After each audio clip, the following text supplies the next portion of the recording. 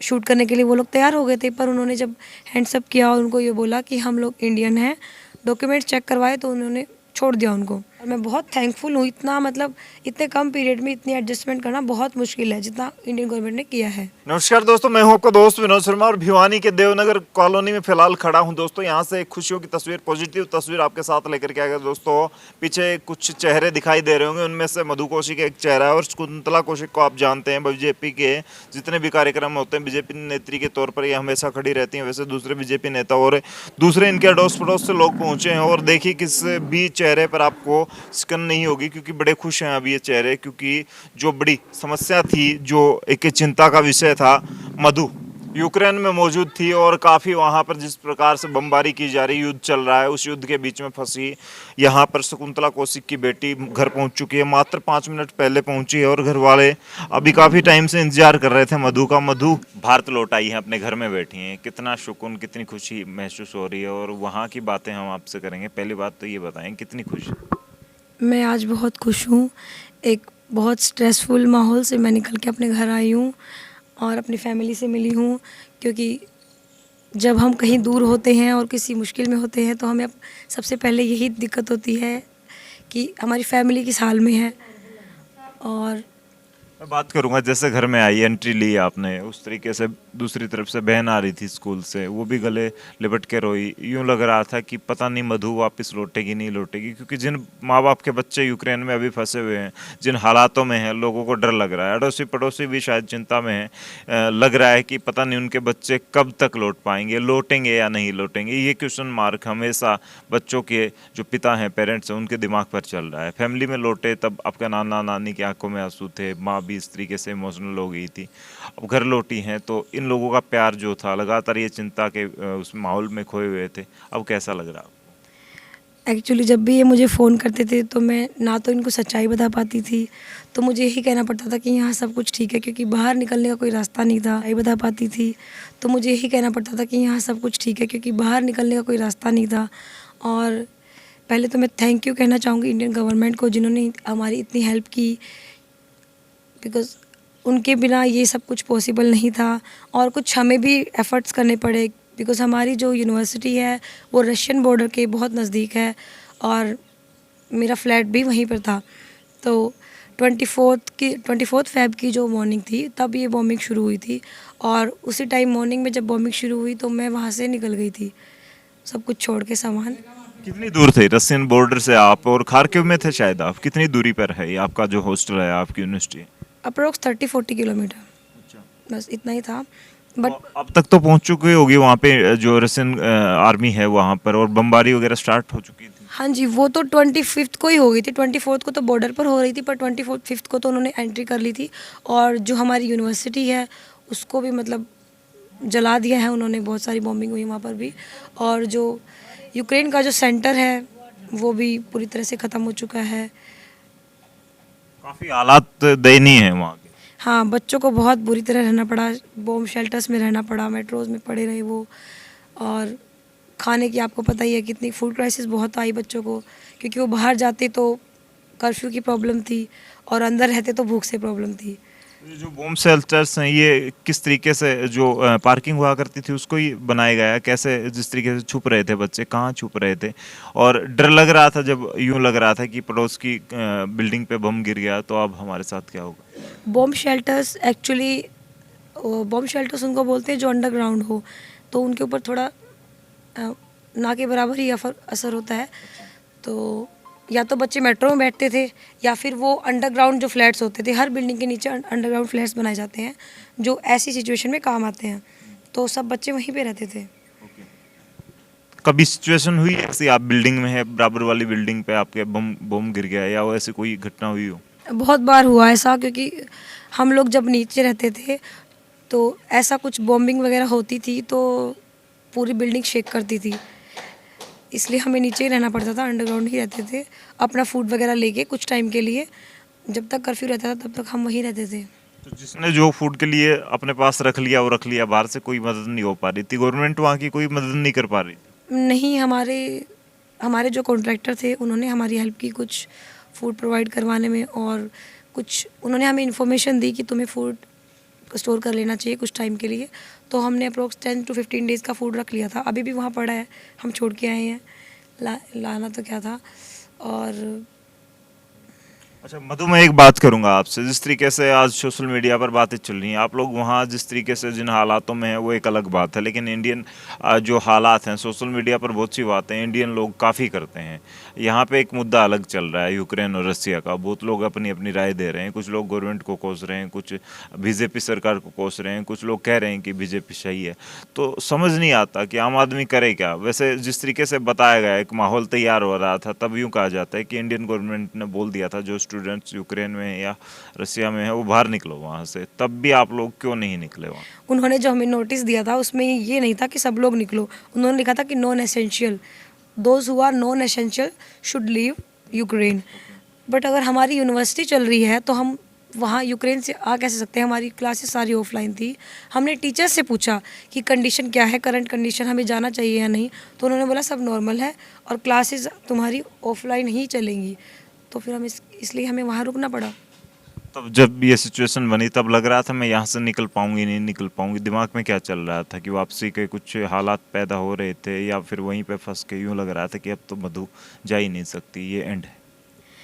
जब ऐसी सिचुएशन आई तो न्यूज़ में इंडियन चैनल्स पे सब पे यही आ रहा था कि जो खार्किव के स्टूडेंट्स हैं उनको रशिया के बॉर्डर के थ्रू निकाला जाएगा, इसीलिए सब लोग वेट कर रहे थे। पर मैं ये समझती हूँ कि ये बहुत मुश्किल है। अगर दो कंट्रीज़ लड़ रही हैं, उनके बीच में अगर इतनी क्रिटिकल सिचुएशन है तो वो ऐसा कोई भी डिसीजन नहीं ले सकते कि इस वॉर को रोकें और उस बॉर्डर के थ्रू बच्चों को पास करें।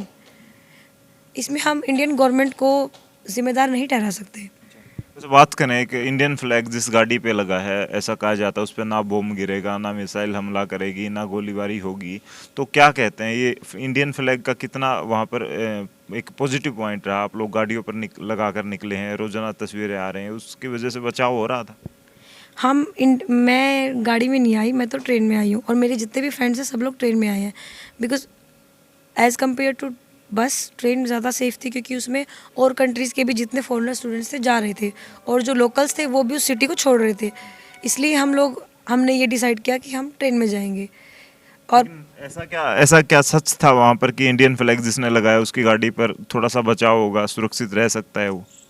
कुछ हद तक मान सकते हैं क्योंकि खार्किव में तो जो स्टूडेंट्स फंसे हुए थे उन्होंने बसेस के थ्रू जो ट्रैवलिंग की है वो आज कल में ही की है। उससे पहले जो बच्चे गए हैं सब अपने रिस्क पे गए हैं और अब भी वो अपने रिस्क पे ही गए हैं क्योंकि गवर्नमेंट ने बोला था कि तुम बॉर्डर पे आओ, बॉर्डर तक तुम्हें खुद ट्रैवल करना पड़ेगा, उसके बाद ही हम तुम्हारी हेल्प कर सकते हैं।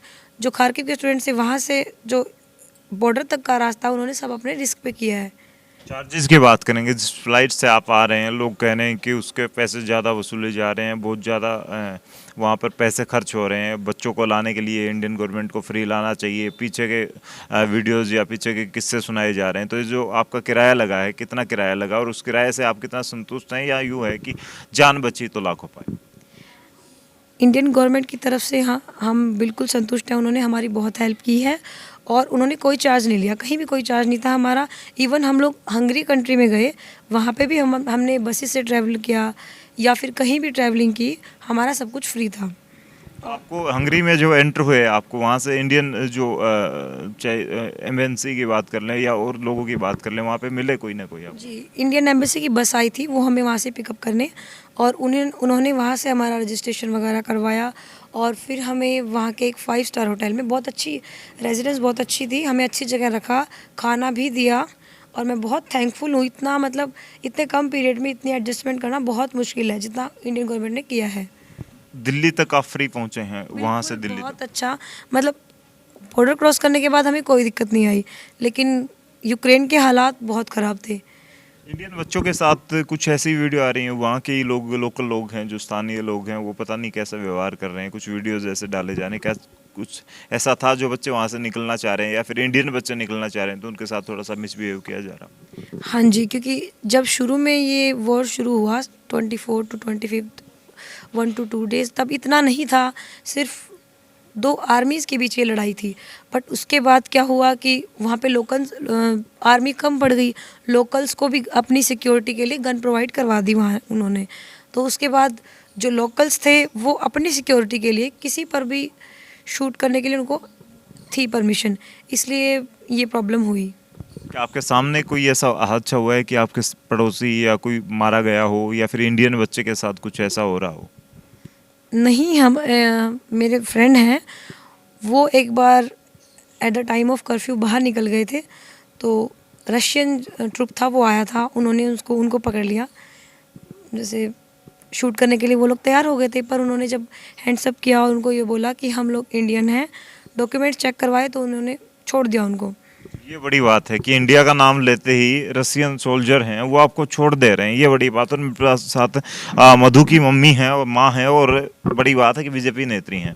तो ये बात कितनी सार्थक है? लोग कह रहे हैं, आपकी पार्टी वाले या फिर आपके जो आईटी सेल है, बीजेपी आईटी सेल, वो तो ये कह रही है कि इंडियन झंडा है या फिर इंडिया का है कोई, तो इस तरीके से रिश्ते हैं। मोदी जी ने ऐसे रिश्ते बनाए कि उनका नाम लेते ही फिर छूट जाते हैं बच्चे। यहाँ पे तो बता रही है मधु। हाँ बिल्कुल, मोदी जी ने बहुत हेल्प की बच्चों की, और मुख्यमंत्री भी अभी यहाँ पे आए थे, उन्होंने बेटी से वीडियो कॉल पे बात की और बोला सेब निकलवाएंगे बिल्कुल। और 2 बार मैंने कॉल किया, दोनों बार उन्होंने बिल्कुल सामने से फ़ोन करके और बेटी से खुद बात की। दिसंबर विधायक ने भी उनसे वीडियो कॉल की, और विधायक अपना घनश्याम जी ने डेली वीडियो कॉल से बेटी से बात की है, और डीपी व सांसद जी ने भी डेली वीडियो कॉल से बात की है। बहुत ही पार्टी का अच्छा समर्थन मिला मेरे को। जिसके पास भी मैंने बोला कि बेटी ऐसी मुझे, सब ने मेरे को अच्छा रिस्पांस दिया। और मैंने धर्मवीर जी के पास फ़ोन किया, रात को किया, बोला व्हाट्सएप पे भेज दो इनके। सुबह धर्मवीर जी ने मेरे पास खुद फ़ोन किया, दलाल साहब ने भी खुद बात की, और सभी पार्टी के, मैं तो मोदी जी का बहुत बहुत धन्यवाद करती हूँ जिन्होंने इतना अच्छा काम किया, और सभी यूक्रेन के सभी स्टूडेंटों को सही सलामत और सबके बच्चे घर आ जाए। धन्यवाद। आज बेटी घर लौट आई है, कैसा फील कर रही है? एक माँ के कलेजे में क्या चल रहा है? बिल्कुल बहुत अच्छा फील कर रही हूँ मैं। 5 दिन से ना सोई हूँ, ना मुझे रोटी अच्छी लगती है, और चिंता लगी रहती है हर टाइम। मधु कह रही है कि हम तो झूठ बोला करते हैं वहाँ रह के कि घर वाले कम से कम टेंशन में ना हो, हम तो सुरक्षित यहाँ पे हैं या नहीं। लेकिन घर वालों को ऐसा कहा जाता था कि यहाँ कुछ नहीं हो रहा, फिर भी आपको डर था कि कहीं ना कहीं कुछ, रोजाना खबर देखते थे, पता था कि खारकीव में क्या चल रहा है, तो फिर डर तो था। लेकिन बेटी झूठ बोलती थी, पता चल जाता था कि झूठ बोल रही है, क्या चल रहा है। इसने मेरे को बताया कि मैं सेफ हूँ, लेकिन इसने किसी और को बता दिया। ऐसे ऐसे मेरा फ्लैट उठ गया और सारा सामान चला गया, मेरे को नहीं बताया इसने। बोली मम्मी मैं सही हूँ। फिर ये 11वीं मंजिल पे इसका फ्लैट था, नीचे 2 दिन ये बंकर में रही, और फिर इसने अपने अंकल को बताया कि ऐसे ऐसे हो गया अंकल, मेरे पास कुछ नहीं है, ना खाने का, एक छोटा ये बैग है पिट्ठू, इसको लेके मैं बाहर निकल गई, कागज इसके अंदर, कुछ सामान नहीं बचा। मधु, जिस बिल्डिंग में रह रही थी उस बिल्डिंग में सारे इंडियन बच्चे थे या अलग अलग थे? उस यूनिवर्सिटी के बच्चे थे? और उस बिल्डिंग में जिस तरीके से बिल्डिंग को उड़ाया गया, तो बच्चे कुछ मारे भी गए या क्या हालात थे? अभी एग्जैक्ट पता नहीं है किसको कितना हार्म हुआ है, पर 2 बच्चों की डेथ हुई है खारकीव में, और लड़कियां भी आई थिंक, कुछ मुझे एग्जैक्ट नहीं पता, बट उनके कॉन्टैक्ट्स नहीं लग रहे, कहाँ है वो ये नहीं समझ आ रहा। अभी कितने बच्चे, अगर इंडियन बच्चों की बात करें तो कितने बच्चे आपके हिसाब से वहाँ रहे होंगे? ऑलमोस्ट बच्चे आ चुके हैं, सेफली आए हैं इंडियन गवर्नमेंट की हेल्प से, और खुद के रिस्क पे भी आए हैं। तो ये देखिए, और मेरे साथ मौजूद हैं हरियाणा पुलिस में इंस्पेक्टर मेरे साथ श्री भगवान जी। बात करूंगा ये सिचुएशन, जिस तरीके से सोल्जर वाली सिचुएशन झेल के आए हैं ये बच्चे, आपके सामने भी ऐसी सिचुएशन आती हैं, लेकिन जब युद्ध के हालात होते हैं तब कैसे देखते हैं एक पुलिस ऑफिसर के रूप में वहाँ जो हालात चल रहे हैं, जिस तरीके से इन बच्चों ने झेला? वहाँ हालात के बारे में मधु ने मेरे से बात की थी, बताया भी था। इसने बताया भी था कि मम्मी को मत बताना, अब ऐसा हालात ख़राब, हमारा फ्लैट भी उड़ा दिया है। तो मैंने बताया भी नहीं था प्रधान जी को, लेकिन इससे मेरी रोज़ बात होती थी। और इस सिचुएशन में पुलिस या आर्मी कुछ भी इतनी ज़्यादा हेल्प नहीं करते जितनी खुद अपना कर सकता है, क्योंकि वहाँ के हालात को इन्हीं को, जो प्रेजेंट ग्राउंड लेवल पर रह रहे हैं, उन्हीं को पता होता है। जी, तो जिस तरीके से इंडियन गवर्नमेंट का एक रोल रहा है, आप वैसे तो एक अधिकारी हैं, लेकिन कैसे देखते हैं कि आम इंसान की भांति जिस तरीके से इन बच्चों को निकाला गया, कि इससे और कुछ स्पेशल हो सकता था रेस्क्यू के लिए? नहीं, इंडियन गवर्नमेंट बिल्कुल सही कर रही है, बच्चों को निकाल रही है। लेकिन जो युद्ध की जो हालात हैं वहाँ, उस खारवी और किवी जैसी शहर हैं जिसमें ज़्यादा बमबारी हो रही है, उसको इससे ज़्यादा और कोई मदद नहीं हो सकती थी। जो मदद हो रही है, बॉर्डर पे बच्चे आ जाते हैं, वहीं से सेफ लाने की है। और न्यूज़ में आप भी सुन रहे हैं कि बिल्कुल सेफ आ रहे हैं। और मधु ने बताया कि कोई चार्जेस नहीं लिया है, इसलिए मैं गवर्नमेंट का भी थैंक्सफुल हूँ कि इन बच्चों को निकाल लें। तो जिस तरीके से आपकी मम्मी ने बताया कि आप जिस बिल्डिंग में रह रही थी, जिस फ्लैट में थी, जिसमें आपका सामान था, वो सामान उड़ गया, कितने घंटे पहले उस बिल्डिंग से आप निकली और बैंकर में पहुंची? आई थिंक 5-10 मिनट में भी, क्योंकि उसके बाद मैं वापस गई ही नहीं। मैं बंकर में गई और उसके बाद फिर जब उस एरिया में बॉम्बिंग शुरू हो गई तो बंकर मेट्रो के अंदर होता है ना, तो वहाँ पे थी मैं। मेट्रो के थ्रू फिर मैं दूसरे एरिया में चली गई और वहाँ मैं मेरे फ्रेंड के फ्लैट पे ही थी और वहीं से फिर हम यहाँ आई हूँ। मैं मेरे फ्लैट पे गई ही नहीं वापस। बैंकर पे आप खाने पीने का सामान और जरूरी जो नेसेसरी चीज़ें हैं उनको लेके आप बैंकर में चले गए थे? वो एक मेट्रो है ना, मेट्रो के अंदर बच्चे बैठे थे। मेट्रो उस टाइम चल रही थी, उसके अप्रोक्स 1 आवर के बाद वो बंद हो गई थी। मैंने फिर वो वहाँ से ट्रैवलिंग करके वहाँ चली गई मैं मेरी फ्रेंड के फ्लैट पे। उसके बाद नहीं आई मैं वापस। वहाँ पे इतनी बॉम्बिंग नहीं थी दूसरे एरिया में, तब हमने अपना फूड का जो स्टोरिंग थी सारी कर ली थी। और खार्किव आपने छोड़ दिया था थोड़ी देर बाद, कहाँ चले गए थे? खार्किव नहीं छोड़ा था मैंने, एक्चुअली जहाँ बॉम्बिंग हो रही थी उससे 10-12 किलोमीटर दूसरे मेट्रो स्टेशन पे चली गई थी मैं। खार्किव नहीं छोड़ा था, खार्किव बहुत ज़्यादा बड़ा है। भिवानी से बड़ा होगा या हरियाणा से? एरिया वाइज तो भिवानी से बड़ा है। वहाँ का खार्किव एक स्टेट है, डिस्ट्रिक्ट है, क्या है, किस तरह जाना चाहिए? खार्किव एक जस्ट लाइक अ स्टेट है और बहुत फेमस सिटी है वहाँ की। पहले वो यूक्रेन की कैपिटल थी, बहुत डेवलप्ड थी, पर अब बहुत बुरा हाल कर दिया है उन्होंने उनका। अच्छा, एक बात और आपसे सवाल लूँगा, ये सवाल काफ़ी चल रहा है कि इंडियन बच्चे हैं जब इंडिया में इतने ही कैपेबल हैं, इतने ही टैलेंटेड हैं, तो फिर यूक्रेन जाने की क्या ज़रूरत है? आप लोगों को क्यों यूक्रेन जाके पढ़ाई करनी पड़ी? क्या ऐसी वजह है कि यूक्रेन जाके, जब इंडिया था, इंडिया में भी तो पढ़ सकते थे, सस्ते के लिए गए थे यहाँ, फिर या यहाँ के जो हालात हैं, एजुकेशन बड़ी महंगी, इसलिए वहाँ जाना पड़ता आपको? इसके बहुत सारे रीज़न हैं। एजुकेशन सिस्टम, इसमें कोटा सिस्टम भी आता है, सबसे बड़ा रोल तो इसी का है, क्योंकि बच्चों को सीट नहीं मिल पाती उनकी। रिजर्व कैटेगरी वाली बात। रिजर्व कैटेगरी सबसे बड़ी बात। दूसरी बात, अपने जितनी पॉपुलेशन है, पॉपुलेशन के हिसाब से इतने कॉलेज भी नहीं है कि जो बच्चे चाहते हैं वो सब लोग एडमिशन ले पाए, इतनी सीट है ही नहीं मेडिकल में। और मेडिकल फ़ीस एक जो मिडिल क्लास पेरेंट्स होते हैं वो इतनी अफोर्ड नहीं कर पाते। अप्रोक्स 1 करोड़ चली जाती है अगर हम प्राइवेट में एडमिशन लेते हैं तो, इसलिए बच्चों को बाहर जाना पड़ता है। अगर यहाँ के लोग ये चाहते हैं कि बच्चे बाहर ना जाएं, तो हमें ऐसी फैसिलिटी यहाँ पे प्रोवाइड करवाओ, जिनको यहाँ पढ़ना है उनको ऐसे कॉलेजेस में एडमिशन मिले, ऐसा कुछ करना चाहिए। कॉलेजेस बढ़ाओ, सीट बढ़ाओ, तब तो कुछ हो। तो आपका जो वहाँ पे कॉलेज था वो गवर्नमेंट था या प्राइवेट था? और प्राइवेट की कॉलेज की भी वहाँ पे फीस नॉर्मल होती है या फिर इंडिया से कितना, अगर सिमिलरिटी की बात करें तो? वो गवर्नमेंट यूनिवर्सिटी थी और वहाँ की फ़ीस बहुत कम होती है। तो यहाँ आप जो एग्ज़ाम देते हैं मेडिकल के लिए स्पेशली, उस एग्ज़ाम के थ्रू ही वहाँ पे एडमिशन हो जाता है या फिर स्पेशल वहाँ का एग्ज़ाम होता है आपको? यहाँ का एग्ज़ाम होता है, जो नीट एग्ज़ाम होता है उसको क्लियर करना होता है, क्वालिफाई करना होता है, उसके बाद ही वहाँ एडमिशन मिलता है। कौन सी ईयर थी अभी? अब आप कितने दिन में डॉक्टर बन के वहाँ से लौट सकते थे? और अभी जो आपका रहा है, कुछ टाइम बाकी रहा है, ये कैसे क्या होगा? वो डिग्री पूरी हो पाएगी, नहीं हो पाएगी, क्या चल रहा है दिमाग में? मैं 8 महीने बाद मेरी डिग्री कंप्लीट होगी। अभी इंटर्नशिप चल रही थी वहाँ पे। हाँ जी। तो क्या लगता है अब वो डिग्री मिल पाएगी या इतना टाइम आपने दिया वो देश अब पता नहीं रसिया के काबू में आ जाएगा या फिर यूक्रेन अपने स्वतंत्रता के बेस पे फिर दोबारा से खड़ा होगा? अब क्या लग रहा है, वो जो 5 साल वहाँ पे आपने लगभग दिए, उस 5 साल का क्या निचोड़ निकल करके आएगा, क्या रिजल्ट आपको मिल पाएगा? नहीं, ऐसा कुछ होता नहीं है, बिकॉज़ पहले भी कई बच्चों के साथ ऐसी प्रॉब्लम हुई है वॉर की सिचुएशन में, उनको घर आना पड़ा है, उनकी पढ़ाई छूट गई है, पर वो उनको प्रमोट कर देते हैं नेक्स्ट ईयर में, तो पढ़ाई नहीं खराब होगी हमारी। ये बड़ी बात है। और मेरे साथ बीजेपी नेत्री हैं सुषमा, बीजेपी की महिला मोर्चा की कार्यकारिणी की सदस्य हैं।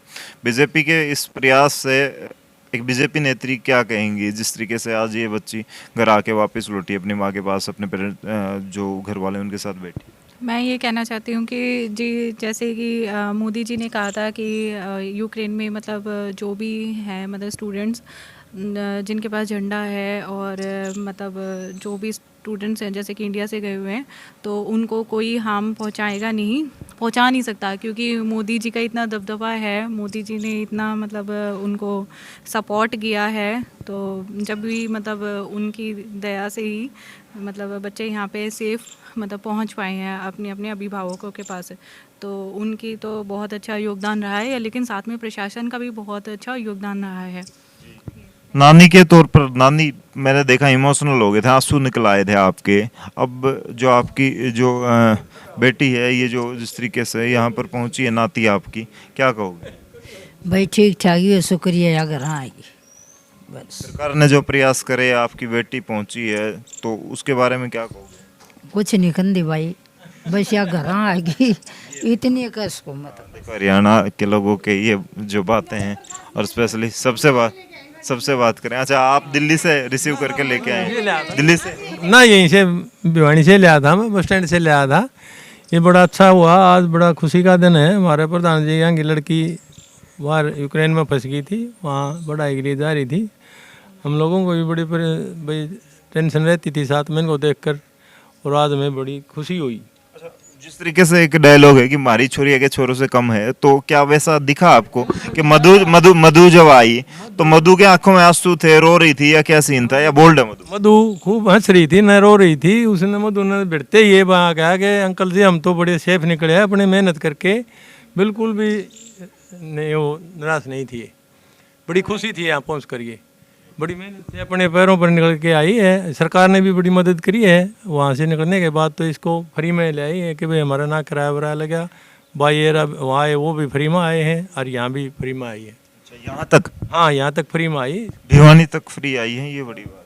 हाँ जी, एक्चुअली बीजेपी गवर्नमेंट को मैं दोबारा धन्यवाद कहना चाहूँगी। जो बच्चे दिल्ली आते हैं उसके बाद भी उन्होंने डोमेस्टिक फ़्लाइट्स करवाई हैं। मैं भिवानी से हूँ, तो उन्होंने ये भी फैसिलिटी दी थी, जो उनके बच्चों को घर तक पहुँचाने के लिए कार्स वहाँ खड़ी थी। अगर कोई बच्चा जाना चाहे तो वो उनको घर तक छोड़ के आ रहे थे। तो आप फिर हरियाणा रोडवेज से आई है, फिर आपने कार चूज की, वहाँ पे कैब वगैरह लेके आए? मैं तो कार से आई हूँ। मैं एक्चुअली हम बहुत सारे फ्रेंड्स थे, तो हम लोग एक कार से आए हैं। कैब कर चुके थे आप? अच्छा, क्या कहेंगे, पड़ोसी हैं, फैमिली से हैं? क्या कहेंगे? लेने गए थे, अपने बस स्टैंड से ले आए। बहादुरी के बारे में क्या कहोगे? मधु की आंखों में अब तक आंसू नहीं, कोई डर नहीं? बहादुर तो ये शुरू से ही है, माँ बेटी दोनों ही बहादुर है। ये देखिए, माँ बेटी की तारीफ हो रही है जी। आप इमोशनल हो गए थे, आपके तो आंखों में आंसू आ गए थे एक बुजुर्ग के। हाँ, मैं तो कोई में सुनो भाई, मैं आपको तस्वीर दिखा सकता हूँ।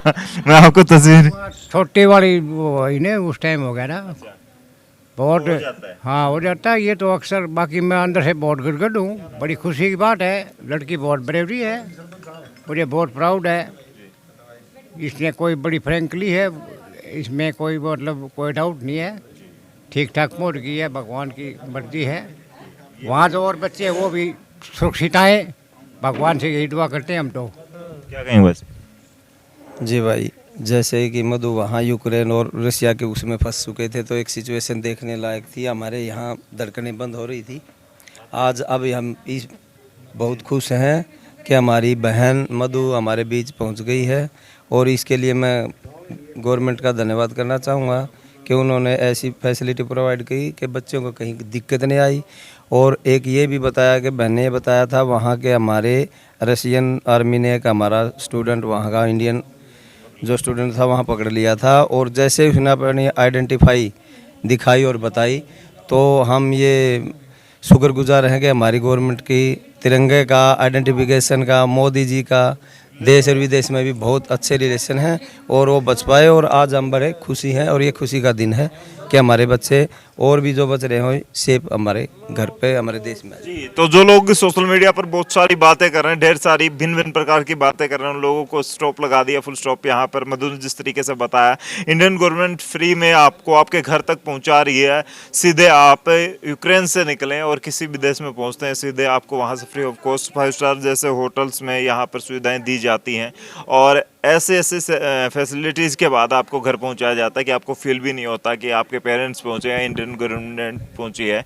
और सबसे बड़ी बात है कि इंडियन गवर्नमेंट के जो रिलेशन है, मोदी जी के जो रिलेशन है, वो आप काम भी आ रहे हैं। जिस तरीके से बताया कि एक बच्चे को वहाँ पर सरेंडर करना पड़ा, लेकिन थोड़ी देर बाद उसको छोड़ दिया गया क्योंकि वो इंडियन फ्लैग को सलाम कर रहा था, उसके जो आईडी थी वो इंडियन थी। इंडियन बच्चों को, चाहे रशियन आर्मी की बात कर लें या फिर कोई भी हो वहाँ पर युद्ध के दौरान, जिसे यूँ पता चलता है कि इंडियन है तो अब बदलाव है। इंडियन ने जिस तरीके से इंडियन आर्मी की बात कर लें, इंडियन गवर्नमेंट की बात कर लें, जो हालात पैदा करें, दोस्ती के रिश्ते बनाए हर देश के साथ, या फिर रसिया के साथ जो स्पेशल रिलेशन रहते हैं इंडियन गवर्नमेंट के भारत देश के, उसके बारे में आपका क्या कहना है? क्या मोदी जी के प्रयासों से ये सब सफल होता हुआ नजर आ रहा है, या फिर जो लोग सोशल मीडिया पर बहुत सारी नेगेटिव बातें फैला रहे हैं उनको आप क्या कहना चाहेंगे? कमेंट में अपनी राय जरूर दें। एक बेटी का घर तक लौटना और इस बहादुरी के साथ बोलना, इसके साथ वापस लौटना, उसके बारे में क्या कहेंगे और कैसी लगी आपको ये तस्वीर, ये जरूर शेयर करें और कमेंट में अपनी राय जरूर दें। तब तक के लिए धन्यवाद। राम राम, जय हिंद।